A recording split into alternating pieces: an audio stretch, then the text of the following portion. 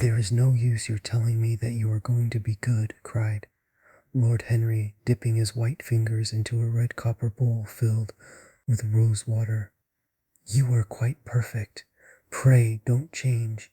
Dorian Gray shook his head. "No, Harry, I have done too many dreadful things in my life. I am not going to do any more. I began my good actions yesterday." "Where were you yesterday?" "In the country, Harry. I was staying at a little inn by myself." "My dear boy," said Lord Henry, smiling, "anybody can be good in the country. There are no temptations there.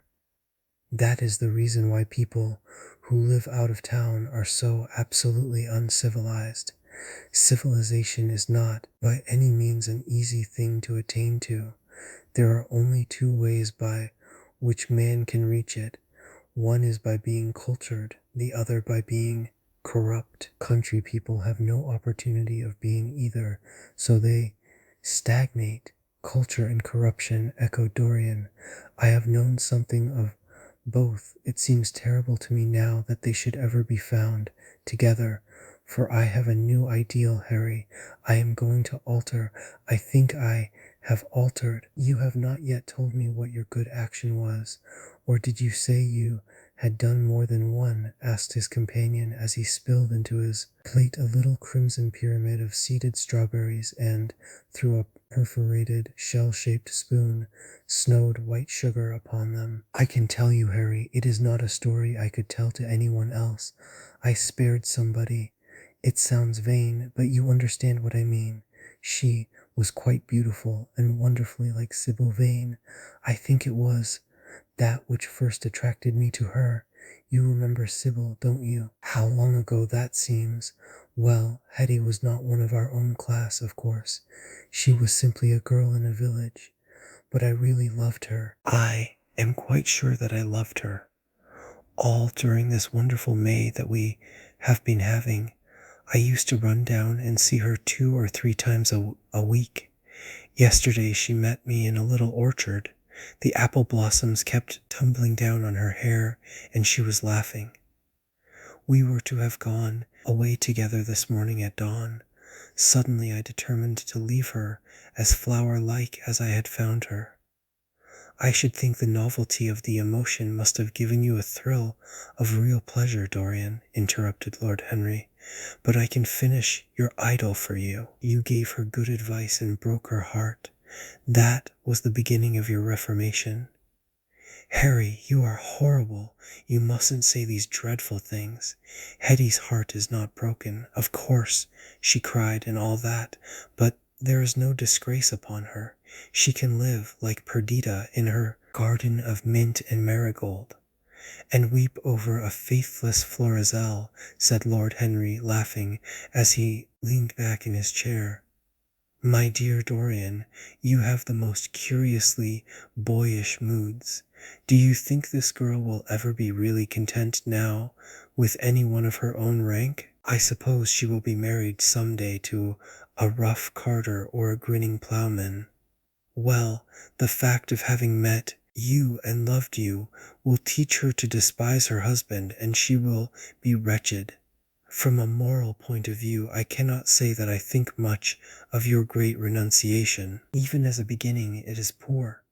Besides, how do you know that Hetty isn't floating at the present moment in some starlit mill pond with lovely water lilies round her, like Ophelia? I can't bear this, Harry.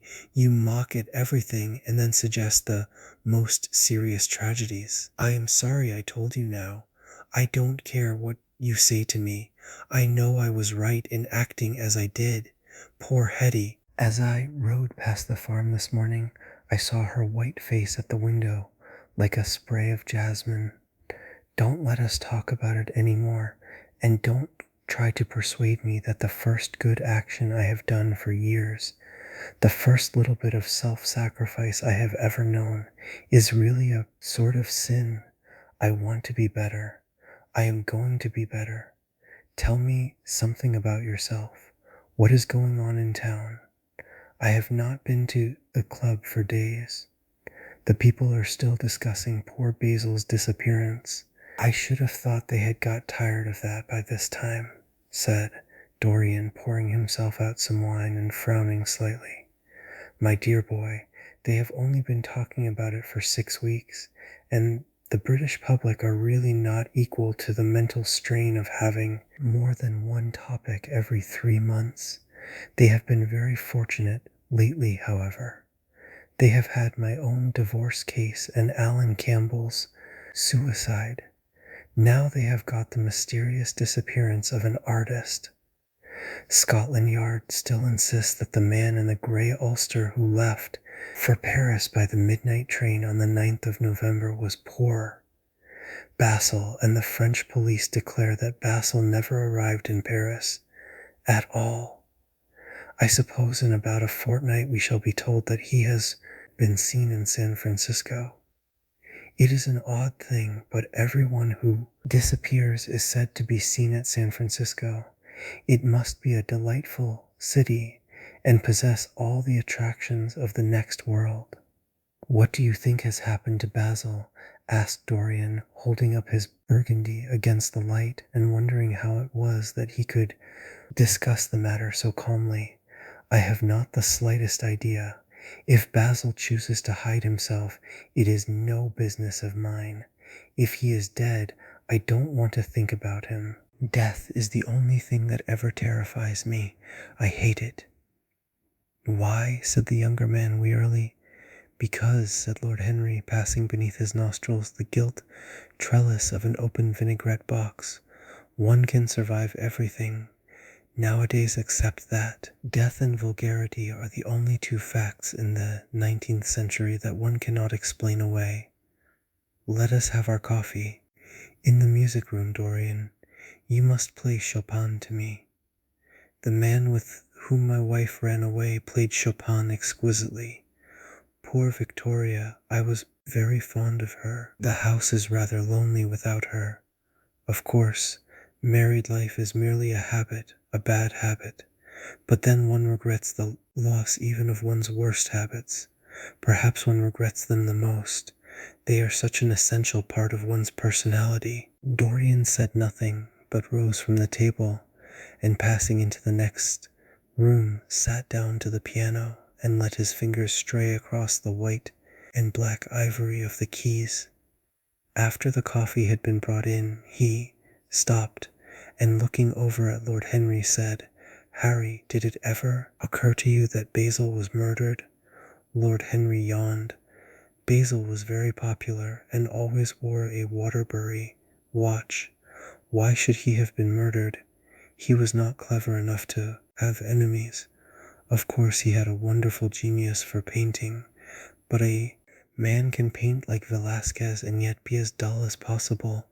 Basil was really rather dull. He only interested me once, and that was when he told me years ago that he had a wild adoration for you and that you were the dominant motive of his art. I was very fond of Basil, said Dorian with a note of sadness in his voice. But don't people say that he was murdered? Oh, some of the papers do.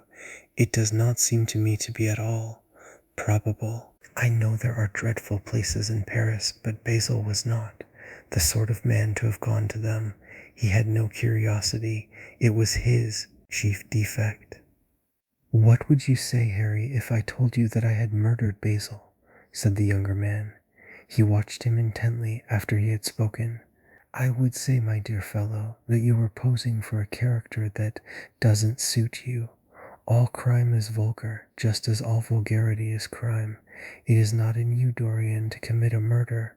I am sorry if I hurt your vanity by saying so, but I assure you it is true. Crime belongs exclusively to the lower orders. I don't blame them in the smallest degree. I should fancy that crime was to them what art is to us, simply a method of procuring extraordinary sensations. A method of procuring sensations? Do you think then that a man who has once committed a murder could possibly do the same crime again? Don't tell me that. Oh, anything becomes a pleasure if one does it too often, cried Lord Henry, laughing. That is one of the most important secrets of life. I should fancy, however, that murder is always a mistake. One should never do anything that one cannot talk about after dinner. But let us pass from poor Basil. I wish I could believe that he had come to such a really romantic end as you suggest, but I can't. I dare say he fell into the Seine off an omnibus, and that the conductor hushed up the scandal. Yes, I should fancy that was his end. I see him lying now on his back under those dull green waters, with the heavy barges floating over him and long weeds catching in his hair. Do you know, I don't think he would have done much more good work. During the last 10 years, his painting had gone off very much. Dorian heaved a sigh, and Lord Henry strolled across the room and began to stroke the head of a curious Java parrot, a large, gray-plumaged bird with pink crest and tail, that was balancing itself upon a bamboo perch. As his pointed fingers touched it, it dropped the white scurf of crinkled lids over black, glass-like eyes and began to sway backwards and forwards. Yes, he continued, turning round and taking his handkerchief out of his pocket. His painting had quite gone off. It seemed to me to have lost something. It had lost an ideal. When you and he ceased to be great friends, he ceased to be a great artist. What was it separated you? I suppose he bored you. If so, he never forgave you. It's a habit bores have. By the way, what has become of that wonderful portrait he did of you? I don't think I have ever seen it since he finished it.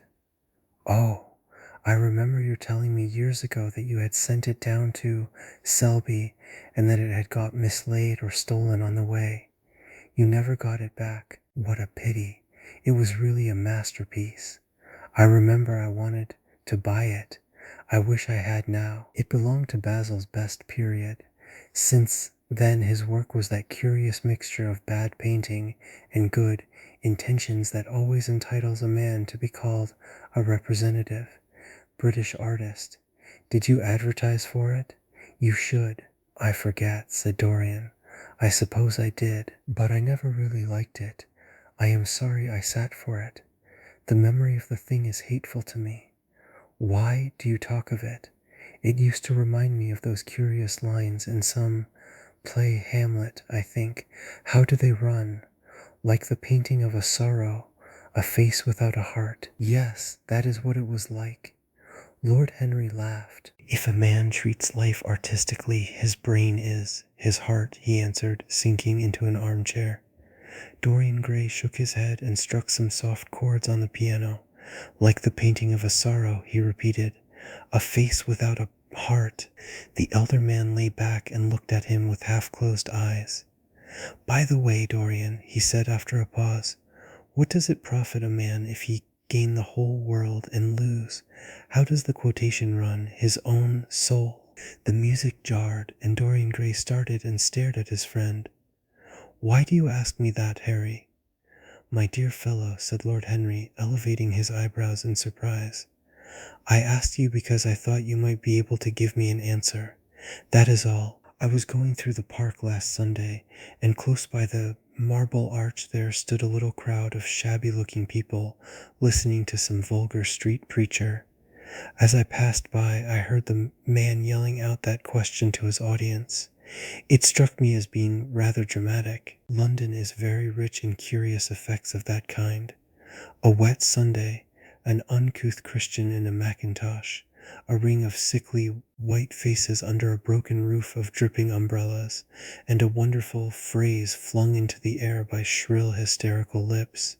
It was really very good in its way, quite a suggestion. I thought of telling the prophet that art had a soul, but that man had not. I am afraid, however, he would not have understood me. Don't, Harry. The soul is a terrible reality. It can be bought and sold and bartered away. It can be poisoned or made perfect. There is a soul in each one of us. I know it. Do you feel quite sure of that, Dorian? Quite sure. Ah, then it must be an illusion. The things one feels absolutely certain about are never true. That is the fatality of faith and the lesson of romance. How grave you are. Don't be so serious. What have you or I to do with the superstitions of our age? No, we have given up our belief in the soul. Play me something. Play me a nocturne, Dorian, and as you play, tell me, in a low voice, how you have kept your youth. You must have some secret. I am only 10 years older than you are, and I am wrinkled and worn and yellow. You are really wonderful, Dorian. You have never looked more charming than you do tonight. You remind me of the day I saw you first. You were rather cheeky, very shy, and absolutely extraordinary. You have changed, of course, but not in appearance. I wish you would tell me your secret. To get back my youth, I would do anything in the world, except take exercise, get up early, or be respectable. Youth. There is nothing like it. It's absurd to talk of the ignorance of youth. The only people to whose opinions I listen, now with any respect, are people much younger than myself. They seem in front of me. Life has revealed to them her latest wonder. As for the aged, I always contradict the aged. I do it on principle. If you ask them their opinion on something that happened yesterday, they solemnly give you the opinions current in 1820, when people wore high stocks, believed in everything, and knew absolutely nothing. How lovely that thing you are playing is. I wonder, did Chopin write it at Majorca, with the sea weeping round the villa and the salt spray dashing against the panes? It is marvelously romantic. What a blessing it is that there is one art left to us that is not imitative. Don't stop. I want music tonight. It seems to me that you are the young Apollo and that I am Marsyas listening to you. I have sorrows, Dorian, of my own that even you know nothing of. The tragedy of old age is not that one is old, but that one is young. I am amazed sometimes at my own sincerity. Ah, Dorian, how happy you are. What an exquisite life you have had. You have drunk deeply of everything. You have crushed the grapes against your palate. Nothing has been hidden from you, and it has all been to you no more than the sound of music. It has not marred you. You are still the same. I am not the same, Harry. Yes, you are the same. I wonder what the rest of your life will be. Don't spoil it by renunciations. At present you are a perfect type. Don't make yourself incomplete. You are quite flawless now.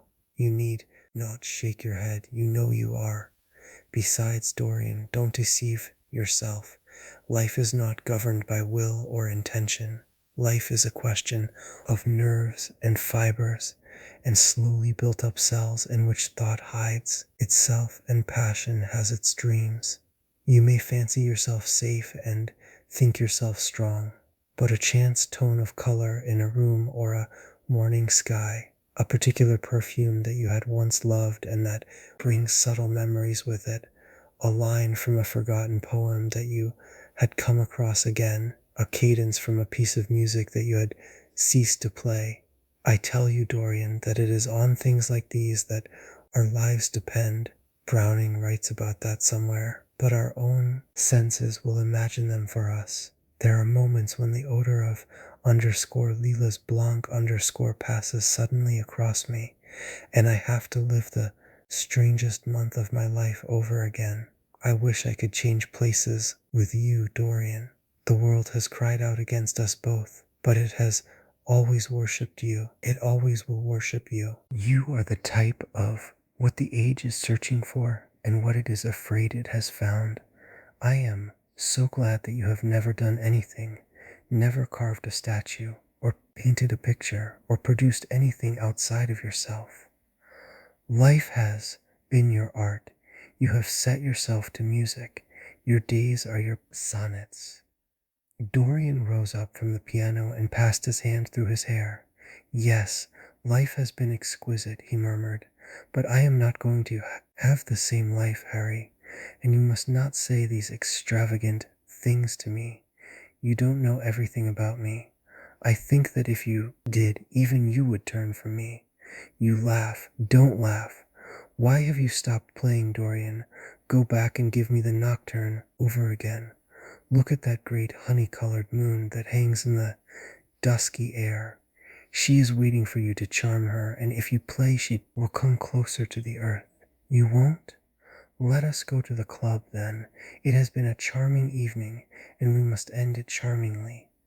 There is someone at White's who wants immensely to know you. Young Lord Poole, Bournemouth's eldest son. He has already copied your neckties, and has begged me to introduce him to you. He is quite delightful, and rather reminds me of you.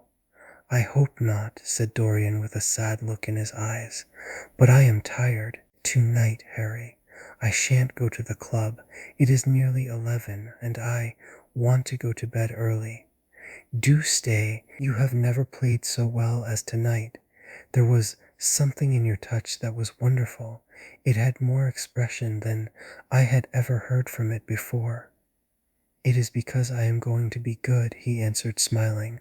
I am a little changed already. You cannot change to me, Dorian, said Lord Henry. You and I will always be friends. Yet you poisoned me with a book once. I should not forgive that. Harry, promise me that you will never lend that book to anyone. It does harm. My dear boy, you are really beginning to moralize. You will soon be going about like the converted and the revivalist, warning people against all the sins of which you have grown tired. You are much too delightful to do that. Besides, it is no use. You and I are what we are and will be what we will be. As for being poisoned by a book, there is no such thing as that. Art has no influence upon action. It annihilates the desire to act. It is superbly sterile. The books that the world calls immoral are books that show the world its own shame. That is all. But we won't discuss literature. Come round tomorrow. I am going to ride at 11. We might go together, and I will take you to lunch afterwards with Lady Branksome. She is a charming woman, and wants to consult you about some tapestries she is thinking of buying. Mind you come, or shall we lunch with our little Duchess? She says she never sees you now. Perhaps you are tired of Gladys? I thought you would be. Her clever tongue gets on one's nerves. Well, in any case, be here at 11. Must I really come, Harry? Certainly. The park is quite lovely now. I don't think there have been such lilacs since the year I met you. Very well. I shall be here at 11, said Dorian. Good night, Harry. As he reached the door, he hesitated for a moment, as if he had something more to say. Then he sighed and went out.